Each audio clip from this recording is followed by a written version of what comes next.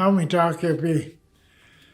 Hello, my friends. My name is Wayne Goodwill. I'm from the Standing Buffalo Dakota Nation in Fort Capel. I'm glad to be here today to explain a few things. I guess we'd be talking about our Dakota language. I was always mentioning too, I go to different areas. We have a Ocheti Shakoi, means 7 dialects. There's a Sioux, and we're the Sisitwa. Chief Standing Buffalo was a Sisitwa Sioux. And so we classify our reserve as Sisitwa. It's under the Santee Nation. Under the Santee Nations, there's 4. There's Wahpeton, Miniwakato, Wahpekute, and Sisitwa. Those are the 4 Dakota dialects. Then we have 2 Nakota, are the Hangtois and the Hangtois. Those are the Nakota languages. And then we have the Teton.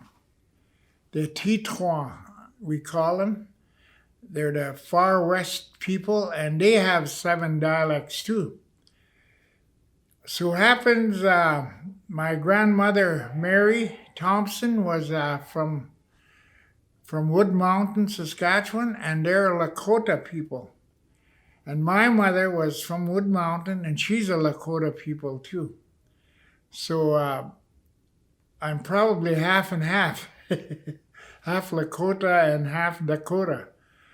But overall, in Standing Buffalo, we were a small reserve of only about 200 people when they first registered.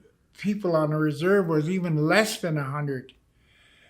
And one of the things was the chief was a hereditary chief. Old Chief Standing Buffalo was one of the first ones who bring us in the country here. And he passed away at a battle against the Nez Perce and some Assiniboines at Bear Paw Mountains in 1868.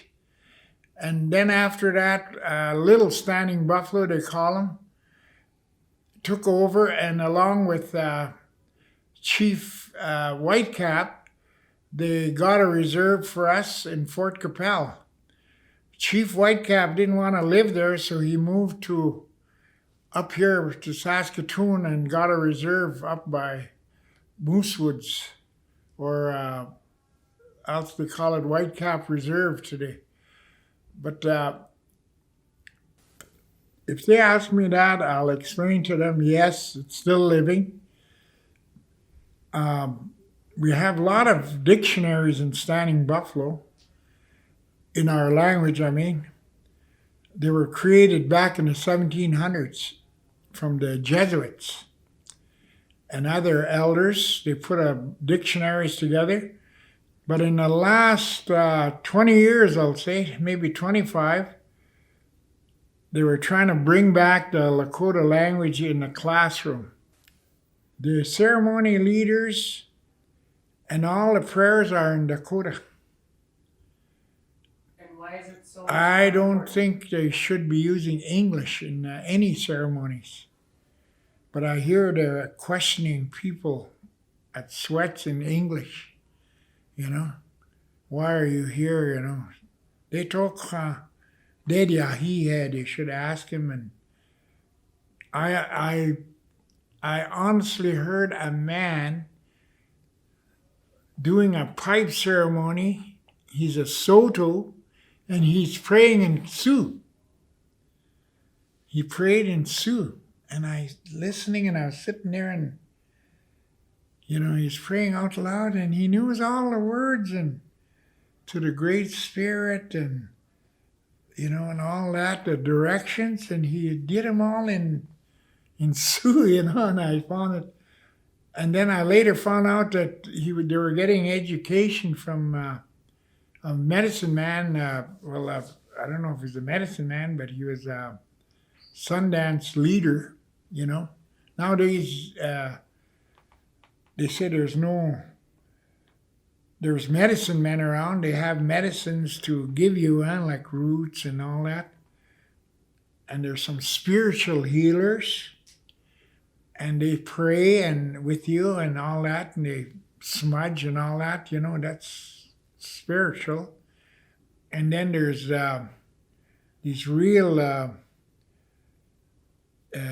in Sioux they call them, not Wakan, Wapia, Wichasha, they said. They have this gift to fix people, with their tradition. They went through all the spirituality, and they claim they have this way of healing people.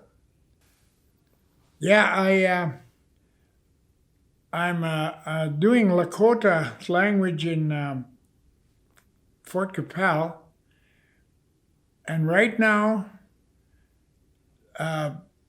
as I say, less and less people are using our language. And even myself, my wife is Cree, so I'm kind of teaching her how to talk it. And I myself took a long time I was remembering all my language all along, ever since I was a kid. But I hardly used it because at 6 years old I went to Lebret, and I come out 5 years later, and I missed school for 1 whole year, and I learned to live with my grandpa, and I have 2 languages, Lakota and Dakota. When we were at council, we encouraged to have the language, but we weren't there to know what they're teaching. Just my cousin was my wife said my cousin was the best teacher they had there. He made all these little kids talk, even when they're eating. He'll tell them what they're eating, all the different foods.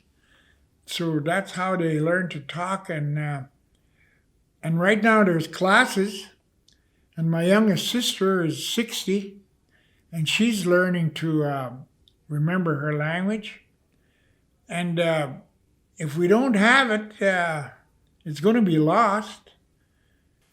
And that's what's happening. But when I go to certain areas, like up north or the mountains, they keep their language. In Sioux Valley, the older people.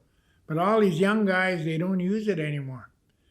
But when I was young, even little kids ran up to the storefront there and,